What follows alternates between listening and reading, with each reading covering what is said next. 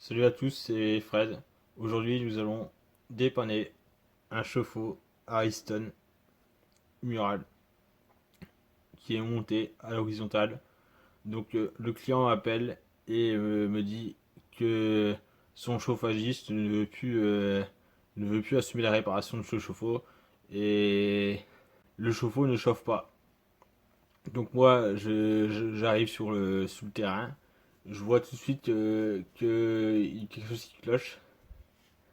En... Je vois que le groupe de sécurité il est monté en haut et pas en bas. Donc l'eau chaude c'est toujours en haut qu'on l'appuie, en haut du chauffe-eau qu'on appuie. Et, et là, là c'est monté, pour moi ça avait l'air d'être monté à l'envers, quoi. Donc je vais le démonter. Donc là on voit une, la bride et le trou d'accès pour voir la résistance. Donc c'est une résistance blindée ou thermoplongeant. On voit aussi que là, les deux pastilles rouges et bleues, euh, en fait, c'est des pastilles qu'on met avant de monter le bois l'air pour faire du repérage, quoi. Donc c'est des ballons qui sont livrés avec les pastilles qui ne sont pas montées dessus ou qui sont montées par défaut, le bleu sur l'eau froide et le rouge sur l'eau chaude. Et là, ça a été inversé. Voilà, j'ai démonté les vis du fourreau de la résistance. Donc là, comme on peut voir, l'eau chaude est en bas, l'eau froide est en haut. Donc avant de démonter la résistance, je présume que ça s'est pas purgé correctement jusqu'en haut, vu que c'est l'arrivée d'eau, donc il y avait un point d'air en haut, et donc ça sortait. Donc à mon avis, c'est peut-être rempli jusqu'ici où il n'a pas atteint le niveau de la résistance et la résistance a cramé, parce que j'ai une valeur ohmique de 0, de infinie sur la résistance, quoi. Donc là, il est dans ce sens-là, le doigt de gant vers le haut. Et voilà, donc j'ai sorti la résistance. Donc là, c'est flagrant. Donc là, elle était dans le sens là, la résistance. Donc ça, c'était vers le haut du ballon. Donc là, on voit clairement que là, il y a pas de calcaire. Il n'y a pas de calcaire. Et donc on voit là que le haut de la résistance est surchauffé. Elle ne baignait pas dans l'eau. On voit bien la limite de l'eau.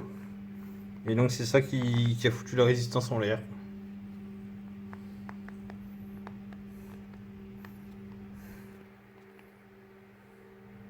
Donc là, on voit la résistance qui est démontée.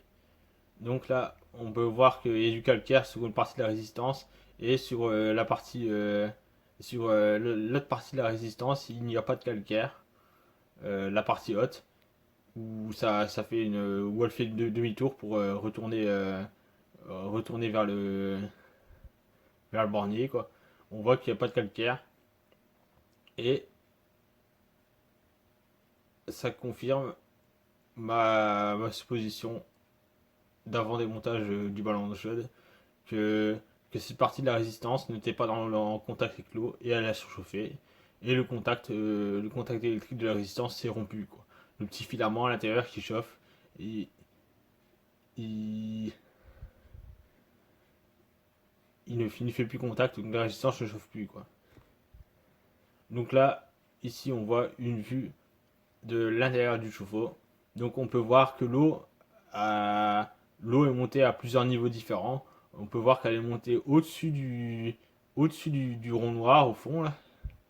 Après, le maximum qu'elle est montée, c'est après 10-15 cm avant la fin, avant le haut du bois l'air.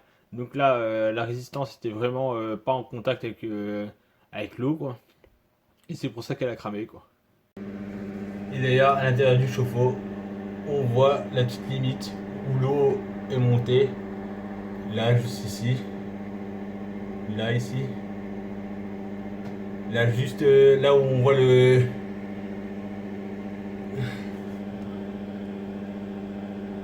là où on voit le rond noir.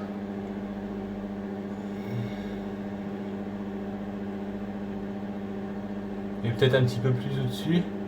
Donc à mon avis, l'eau elle s'est arrêtée au niveau du tuyau de remplissage. Et au-dessus, on voit que c'est resté sec. Ça veut dire que le ballon ne s'est pas rempli en entier. Et là, sur le chauffe-eau, on voit en cas de montage horizontal, si on monte dans un sens ou si on monte dans l'autre sens, on voit que la résistance elle est orientée vers le bas. Donc c'est bien une erreur de montage du ballon d'eau chaude qui a entraîné la mort de la résistance. Voilà, donc la résistance d'origine, elle était montée dans ce sens-là. Et pour faire bien, il aurait fallu la monter dans ce sens-là. Et c'est bien marqué sur la petite notice là, bon c'est à l'envers mais c'est pas grave. Donc là, il aurait fallu inverser eau chaude et eau froide dessus quoi. Mais la résistance, elle aurait dû être montée dans ce sens-là. Là, vers le bas, et pas l'inverse.